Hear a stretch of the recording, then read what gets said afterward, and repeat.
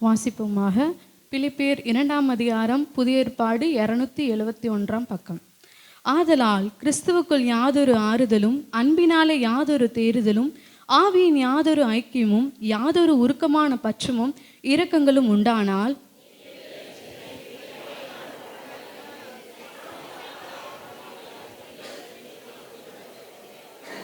ஒன்றையும் வாதினாலாவது வீண் பெருமையினாவது செய்யாமல் மனத்தாழ்மையினாலே ஒருவருக்கொருவர் தங்களிலும் மேன்மையினவர்களாக எண்ண கடவர்கள். கிறிஸ்து இயேசுவிலிருந்த சிந்தையே உங்களிலும் இருக்க கடவுது.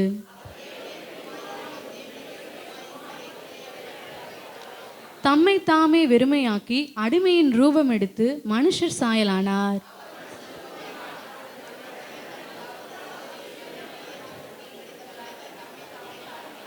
ஆதலால் தேவன் எல்லாவற்றிற்கும் மேலாக அவரை உயர்த்தி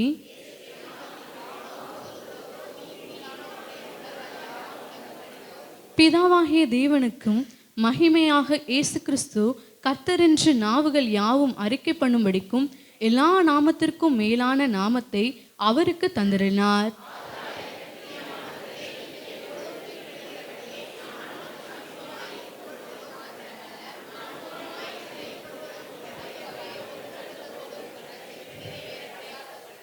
ஏனெனில் தேவனே தம்முடைய தயவுள்ள சித்தத்தின்படி விருப்பத்தையும் செய்கையையும் உங்களில் உண்டாக்குறவராய் இருக்கிறார்.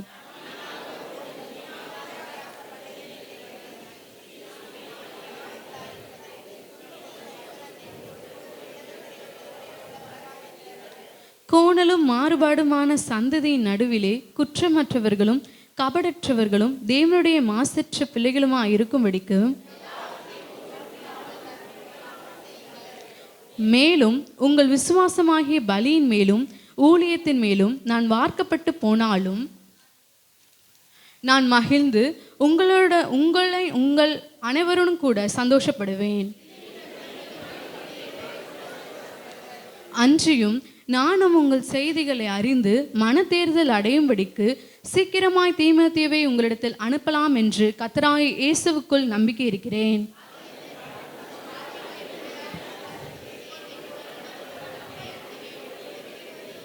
மற்றவர் எல்லாரும் கிறிஸ்து இயேசு குருவைகளை தேடாமல் தங்கள் குருவைகளையே தேடுகிறார்கள்.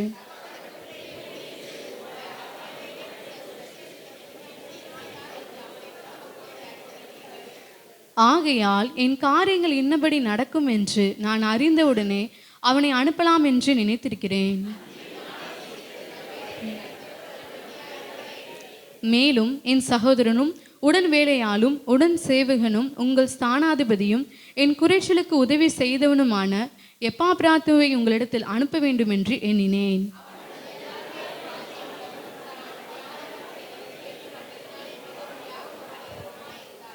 அவன் வியாதிப்பட்டு மரணத்திற்கு சமீபமாயிருந்தது மெய்தான். ஆகிலும் தேவன் அவனுக்கு இறங்கினார். அவனுக்கு இறங்கினதும் அல்லாமல் துக்கத்தின் மேல் துக்கம் எனக்கு உண்டாகாதபடிக்கு எனக்கும் இறங்கினார்.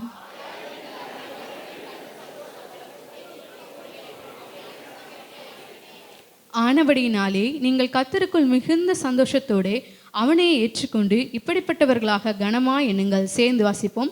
ஏனெனில் நீங்கள் எனக்கு செய்ய வேண்டிய ஊழியத்திலே உங்கள் குறைவை நிறைவாக்கும்படிக்கு அவன் தன் பிராணனையும் எண்ணாமல் கிறிஸ்துவின் ஊழியத்து நிமித்தம் மரணத்திற்கு சமீபமாய் இருந்தான். ஆமென்.